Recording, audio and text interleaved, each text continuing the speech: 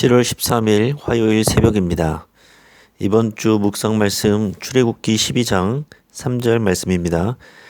너희는 이스라엘 온 회중에게 말하여 이르라. 이달 열흘에 너희 각자가 어린 양을 취할지니 각 가족대로 그 식구를 위하여 어린 양을 취하되. 아멘. 이번 한 주간 동안 이 말씀 묵상하시면서 우리 가족을 위한 하나님의 열심을 깊이 묵상하실 수 있길 바랍니다. 하나님께서 오늘 우리에게 주시는 말씀은 이사야서 40장 12절에서 31절까지의 말씀입니다. 오늘 본문을 통해서 여호와를 앙망하는 자라는 제목으로 말씀의 은혜를 같이 나누겠습니다. 세계적으로 유명한 심리학자였던 빅터 프랭클은 나치의 아우슈비츠 수용소에서 살아남은 사람입니다. 그는 자신의 저서에서 나치 수용소에서 말할 수 없이 잔인한 고문과 무서운 형벌과 비인간적인 학대 속에서 나를 생존하게 만든 것은 희망이었다라고 했습니다. 그는 나치의 무서운 고문을 받으면서 마음속에 이런 꿈을 키웠습니다. 무서운 고문의 시대가 언젠가는 끝난다. 그러면 나는 이 수용소에서 나가 내가 붙잡은 이 삶의 희망을 세계의 수많은 사람들에게 말해주겠다. 이 끔찍한 고문을 넘어서서 이 절망적인 환경을 넘어서서 저 건너편에 있는 희망을 세상 사람들에게 보여주기 위해 나는 끝까지 이 고문을 견디겠다. 그런 후 그는 극적으로 생존했습니다. 그리고는 정말로 전 세계를 돌아다니면서 삶의 의미와 희망의 의미를 말하는 위대한 심리학자가 되었습니다. 어두운 곳을 통과하면서 이곳이 동굴이라고 생각하는 사람은 절망할 수밖에 없습니다. 희망이 없기 때문입니다. 하지만 그 길이 터널이라는 것을 알고 있는 사람은 두려워하지 않습니다. 아무리 깜깜하고 깊은 곳으로 가더라도 언젠가 터널의 끝이 나타날 것이기 때문입니다. 남유다 백성들은 70년 동안 바빌론 땅에서 수치와 모욕을 당하면서 지냈습니다. 하나님께서 이전부터 분명히 70년 만에 돌아오게 하실 것이라고 하셨는데 그 말씀을 듣고 믿는 자는 희망을 놓지 않았습니다.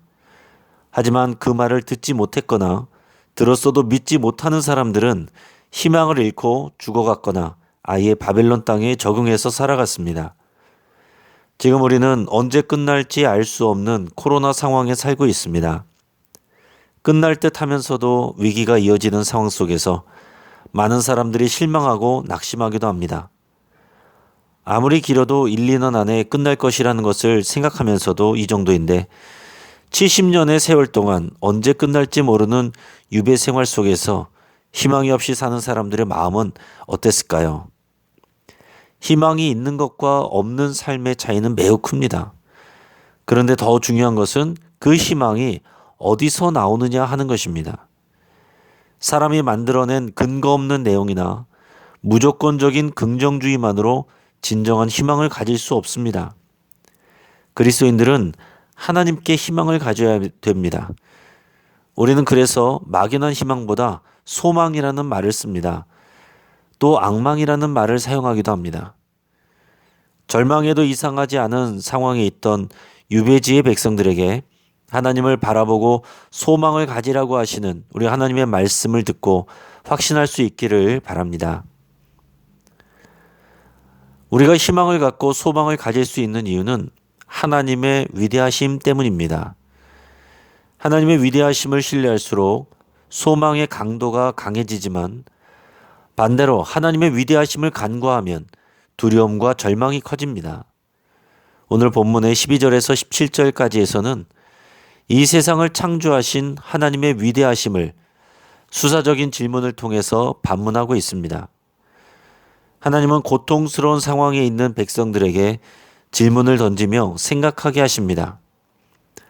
하나님은 선지자를 통해서 유배 중인 백성들에게 누가 손바닥으로 바닷물을 헤아렸으며 손의 뼘으로 하늘을 쟀으며 땅의 티끌을 되에 담아 보았으며 접시 저울로 산들을 막대의 저울로 언덕들을 달아보았냐고 반문하고 계십니다. 이 세상은 하나님이 창조하셨습니다. 인간이 보탠 것이 없습니다. 세상을 창조하신 하나님을 신뢰한다면 우리가 무엇을 두려워하겠습니까? 또한 하나님의 위대하심과 지혜는 사람에게 판단받을 것이 아닙니다. 누가 여호와의 영을 지도하였으며 그의 모사가 되어서 하나님을 가르칠 수 있겠습니까? 하나님께는 열방이 통에 한 방울 물처럼 작고 저울의 작은 티끌같이 작습니다.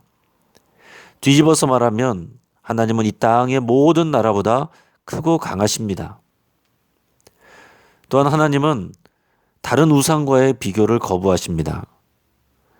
오늘 본문의 16절에서 26절까지는 그러한 내용을 다루고 있습니다. 우상을 섬기는 자들이 얼마나 어리석은지 생각해 보시기 바랍니다. 그들이 절하면서 섬기는 우상은 장인이 부어 만들고 장색이 금과 은으로 입힌 것입니다. 가난한 사람은 기껏해야 썩지 않는 나무로 우상을 만들어서 섬깁니다. 자신의 형편에 따라 손으로 만든 우상들을 어떻게 천지의 창조주이시고 광대하신 여호와 하나님과 비교할 수가 있겠습니까? 하나님께서 이런 얘기를 왜 하실까요? 고대 근동시대의 전쟁은 곧 그 나라와 민족이 섬기는 신들의 전쟁으로 여겼습니다. 따라서 바벨론 제국이 남유다를 이기고 포로로 끌고 갔기 때문에 바벨론 사람들은 당연히 자신들의 신이 여호와 하나님보다 강하다고 생각했습니다. 바벨론의 포로로 잡혀간 유대 백성들은 어떻겠습니까? 그들은 여호와 하나님이 진정한 하나님이시고 신중의 신이라고 믿지만 순간순간 믿음이 흔들리기도 했을 것입니다. 70년이라는 시간이 흐르면서 유다 백성들의 신앙이 흔들리고 약해질 수 있었습니다.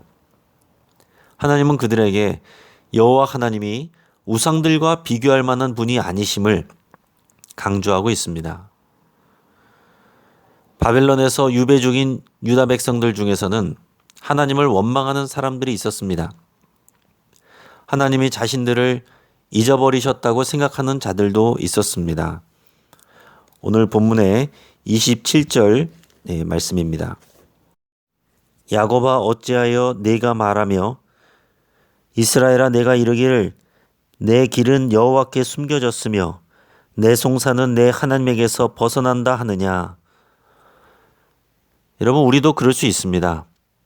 오랜 시간 기도한 일들이 이루어지지 않고 변화가 없으면 어느덧 인내심이 바닥이 나고 하나님을 의심할 때가 있습니다. 하나님을 의심하지 않으면 하나님께 실망하거나 하나님이 자신을 싫어하신다고 생각하기도 합니다. 앞에서 본문은 인간의 생각과 다르고 인간의 시간과 다른 하나님의 위대함을 강조하였습니다. 하나님은 신뢰의 대상이지 판단의 대상이 아닙니다. 하나님이 일하시는 방식이 있고 채워야 할 하나님의 때가 있습니다. 성도들은 하나님을 신뢰하면서 그 때와 시간을 기다려야 됩니다. 절망과 불신으로 기다리는 것이 아니라 오직 하나님을 신뢰하고 소망하면서 기다려야 됩니다.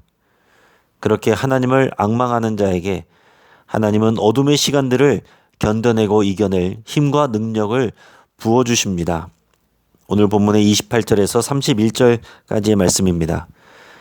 너는 알지 못하였느냐 듣지 못하였느냐 영원하신 하나님 여호와 땅끝까지 창조하신 이는 피곤하지 않으시며 곤비하지 않으시며 명철이 한이 없으시며 피곤한 자에게는 능력을 주시며 무능한 자에게는 힘을 더하시나니 소년이라도 피곤하며 곤비하며 장정이라도 넘어지며 쓰러지되 오직 여호와를 앙망하는 자는 새 힘을 얻으리니 독수리가 날개치며 올라감 같을 것이요 다른 박질하여도 곤비하지 아니하겠고 걸어가도 피곤하지 아니하리로다.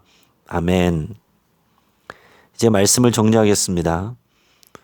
인간은 경험되는 현실을 뛰어넘는 희망과 소망을 품을 수 있고 여호와를 앙망할 수 있는 능력이 있습니다.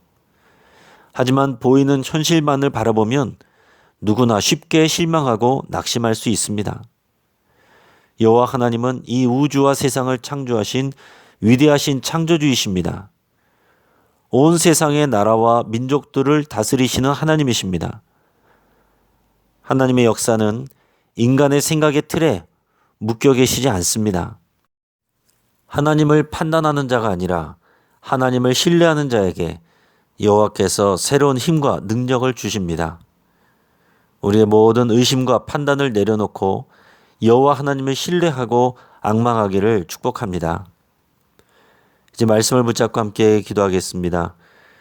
내 안에 있는 실망과 절망과 원망을 다 십자가에 못 박기로 결단할 수 있길 바랍니다. 하나님을 판단하지 않고 신뢰하기로 결단할 수 있기를 바랍니다. 내 계획표가 아니라 하나님의 계획표가 이루어지기를 기대하면서 이 시간을 감당할 힘과 능력을 부어달라고 함께 기도하겠습니다. 우리의 가정을 위해서 기도하겠습니다. 낙심하고 절망한 가족들, 하나님을 불신하거나 실망한 가족들이 살아계신 하나님을 더 깊이 경험하고 신뢰할 수 있기를 함께 기도하겠습니다. 길어지고 악화된 코로나 상황에서 실망하고 힘을 잃은 성도들을 위해서 함께 기도하겠습니다. 하나님을 앙망하고 기다릴 수 있는 힘을 부어주시기를 위해서 함께 기도하겠습니다. 마지막으로 대선을 준비하는 정치인들을 위해서 함께 기도하겠습니다. 하나님을 경외하고 백성들을 섬길 수 있는 진실한 지도자가 잘 준비될 수 있기를, 하나님의 뜻대로 준비될 수 있기를 위해서 함께 기도하겠습니다.